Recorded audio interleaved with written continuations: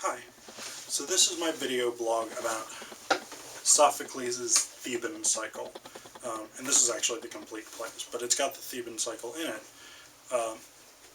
So the Theban Cycle is a set of 3 plays: Oedipus Rex, also known as Oedipus the King, or Oedipus Tyrannus, although I don't like that title as much, Oedipus at Colonus is the second play, and then Antigone is the final play.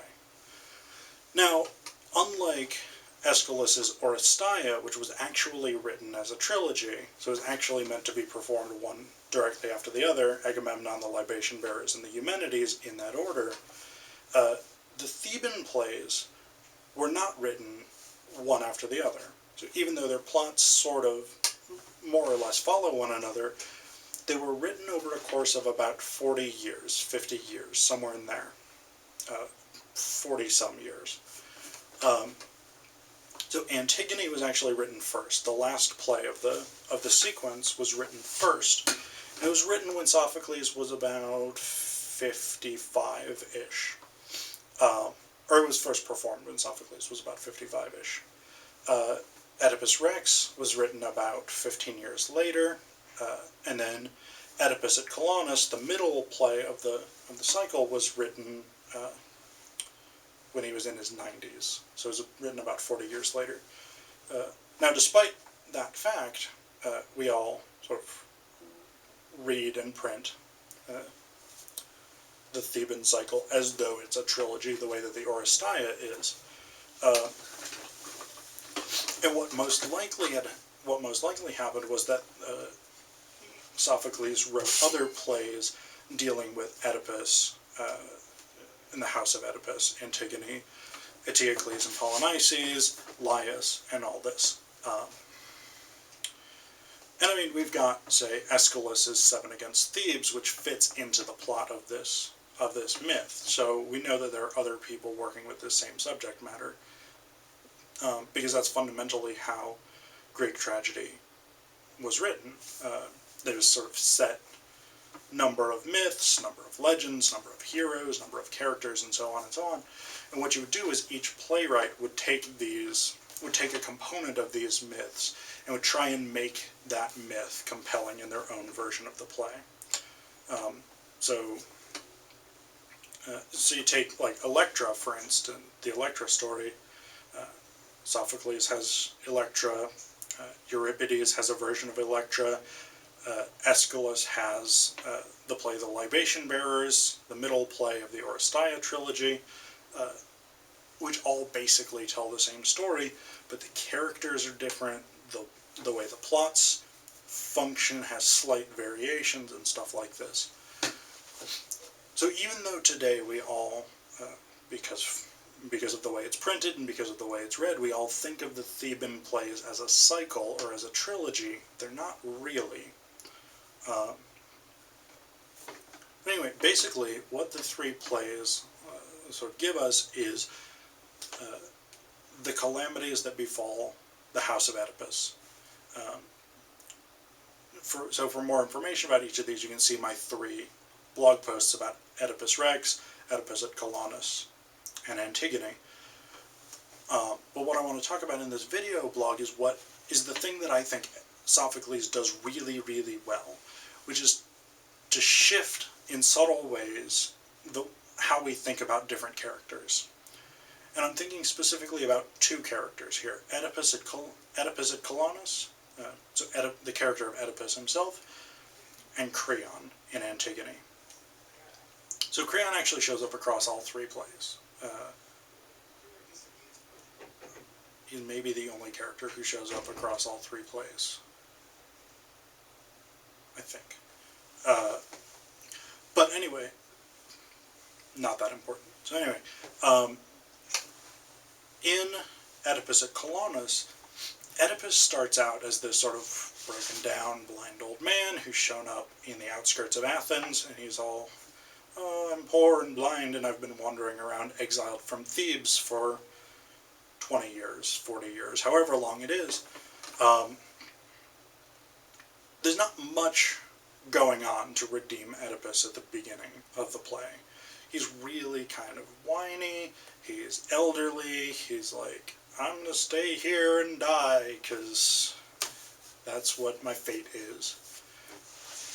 And you're just like, okay, whatever. Like, fine. You've suffered for years and years and years. Nobody really likes you all that much except your daughters, and so on and so on. So your misery is justified. It's not all that interesting, though. But what happens by the end of the play is that Oedipus gets invested with this sort of transcendental, almost religious value. Like, the best word I can think of for it is he becomes a talisman for the other characters. And because all of the other characters basically want possession of Oedipus, it shifts the way the audience or the reader thinks about him. Like, he becomes more valuable because these other characters come to value him. Now, you've got three characters basically who come to value him. Like Antigone and Ismene, his daughters / half-sisters, valued him from the beginning. Like, Antigone has wandered with him the whole time. She's been his sort of support. She's helped him out and all this. Ismene has been sort of sneaking out of Thebes and going and finding Oedipus and being like, here's what's going on at Thebes. These are the latest oracles and all this. But the three characters whose opinions of Oedipus change are Theseus, who's the king of Athens, Crayon, who is sort of regent / prime minister, I guess, of Thebes under the kingship of Eteocles, one of Oedipus's sons / half-brothers, and Polynices, who is Oedipus's other son / half-brother. So what happens, Theseus is called to come and talk to Oedipus because Oedipus is in this sacred grove and he doesn't want to leave, and the people of Athens are like, well, we can't make you, so we'll get the king, and we'll see what Theseus says. Oedipus says to Theseus, if you let me stay, if you protect me from the people who are going to try and come get me, and if you let me be buried in your land, I will bring you and your city blessings for generations to come. The Thebans will show up and try and make war on you, and they will lose. And I will guarantee that. I, Oedipus, will guarantee that for you. Theseus says, yeah, totally fine. That is a good deal for me. A little bit later, Crayon shows up. So what's going on in Thebes at this time is Eteocles, who's Oedipus's younger son, has usurped Polynices' throne. So Polynices rightfully should become king of Thebes because he's the older brother. Eteocles has usurped that throne and exiled Polynices. Polynices has gone to Argos. He's married the daughter of the king there, and now he's come back to Thebes with an army intending to conquer the city and regain his throne. They've got an oracle. They've got a message from an oracle which basically says to them, whoever it is that can get Oedipus on their side is going to be victorious. So Crayon comes on behalf of Eteocles and the city of Thebes, and he tries to convince Oedipus to come back with him. Oedipus is like, no, you threw me out when I wanted to come home, you reviled me and all this. I'm not helping you. You guys can go to hell. Crayon, in his usual sort of sly, smarmy kind of way, Crayon tries to kidnap Antigone and Ismene to force Oedipus to come with him. Then he tries to kidnap Oedipus himself. Theseus shows back up with some Athenian soldiers, captures Crayon, and is like, if you want to ever make it back to Thebes alive, surrender Antigone and Ismene back to us. Which Crayon does, because he's fundamentally a coward. So then Polynices shows up a little while later, and he's like, oh, Dad, you're so great. And Oedipus is like, dude, don't even try, because I wanted to come back to Thebes when you were the king, and you were like, no, I don't want you in my city. So you're not getting any help from me. And Polynices is like, please, and Oedipus is like, no. In fact, I curse you and your brother to kill each other in battle, which is what happens again in Aeschylus' 7 against Thebes. So Polynices goes off, and he's like, I don't even care, I'm going to fight Thebes anyway, because I've got my army of Argives. But what happens, what I find really interesting about the play is that the character of Oedipus shifts. So initially we've got this sort of broken down old man who's very sad, who's blind, who's poor, who's, I don't know, probably like super thin, emaciated, whatever it is. Not terribly interesting or admirable. But over the course of the play, he becomes more and more admirable. Partially because he stands up for himself to Crayon, and he stands up for himself to Polynices. But I think it's also because these other characters invest him with value. So, like, they want Oedipus because they believe in this sort of transcendental ability of Oedipus's physical body to bring them victory. It becomes this sort of saint's relic. And indeed, in some ways, Oedipus must look kind of like a saint at this point, with his whole, like, emaciated frame, his poverty, and all this. He must sort of look like a figure out of a medieval saint's lives tale. And so he gets this sort of aura about him over the course of the play, and it's done in really subtle ways. And the other character that Sophocles does a very similar thing with is Crayon. So in the play Antigone, Crayon starts out as this really unsympathetic, dictatorial figure who, again, is fundamentally a weak ruler. Like, he's one of those rulers who has to use his strength to try and cover up for being weak. Like, he feels that he can't compromise, he feels that he can't change his policy, because that would be showing weakness. And after this sort of civil war that decimates Thebes, and that leaves both Eteocles and Polynices dead, Crayon is this sort of figure of central authority, the law, the modern state in some ways needs to be ensured by maintaining strict laws and maintaining obedience. Antigone, on the other side of this, is a figure of... She's a complicated figure because there's different ways of reading her, and in some ways they're all right. So one of the ways of reading her is as a figure of sort of religious devotion. So she appeals a number of times to the unwritten laws of the gods, the laws concerning burial of the dead, because Crayon has declared that Polynices, as an invader of Thebes, cannot be buried. So Antigone says, Zeus will not be cool with this, Hades will not be cool with this, the other gods will not be cool with this. You can see her as the sort of champion of the individual, or the champion of the specific, because she says, this is my brother, and my relationship with my brother is irreplaceable. And it's a really sort of odd passage in some ways, because she says, if it had been my husband that died, I can get another husband. If it was my child that died, I'll have another one.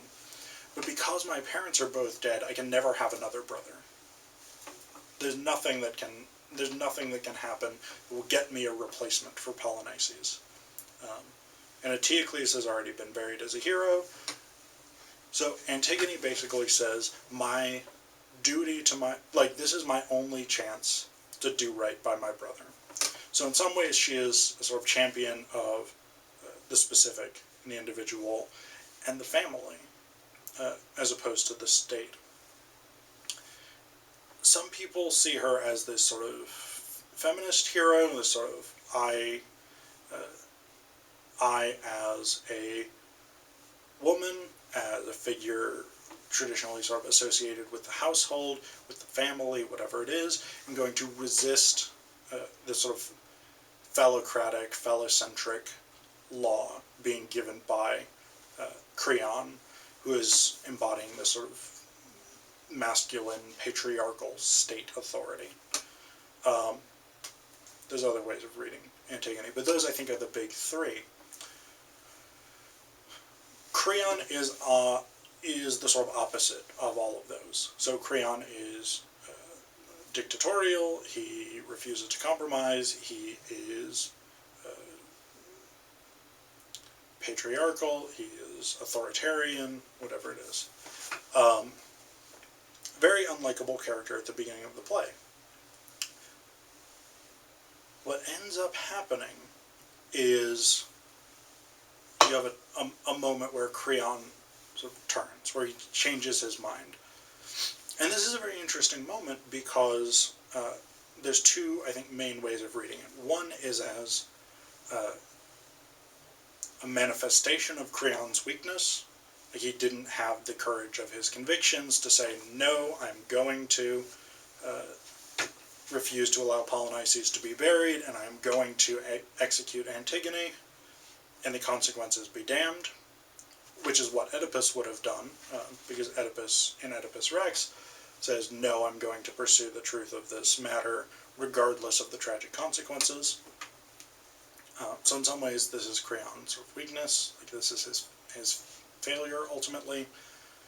The other way of reading this, and this I think is the way that I read this play, is that this is the moment where Crayon goes past his weakness.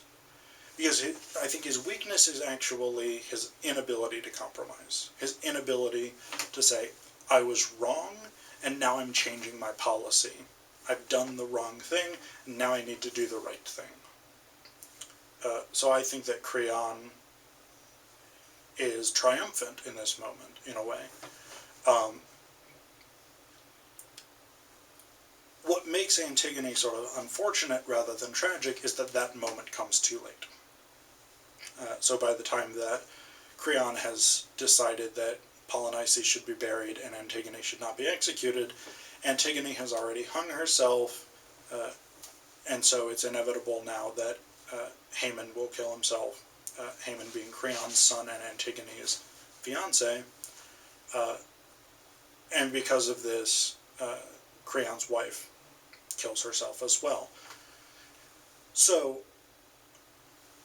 what we get by the end of the play Antigone is Crayon transformed from this inflexible, dictatorial asshole, basically, to a broken, suffering old man. In some ways, he looks a lot like Oedipus at the beginning of Oedipus at Colonus. He is decrepit, he has suffered the tragic loss of his son and his wife based on his own actions, and he realizes his own responsibility for this thing that was fated to happen. And I think that the Crayon we get at the end, in the last couple of scenes of Antigone, is a very sympathetic Crayon. Like, again, he's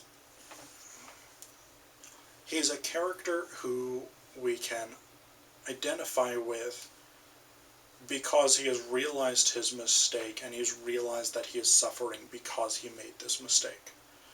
And so I think there's a distinct shift there. There's an ennobling of this character, in the way that there's an ennobling of Oedipus, in Oedipus at Colonus. And this is one of the things that I think Sophocles does really well over a lot of his plays. Ajax is another one, for instance. Ajax starts out as a very, not exactly unsympathetic, but an inadmirable character. Like, he's just slaughtered a whole bunch of animals and tortured some sheep and whatnot. But then by the end of the play, he's committed suicide, and everybody's like, oh man, Ajax was so awesome. what a great guy, what a great hero. Too bad he's dead. So this, I think, is one of the things that Sophocles does really well.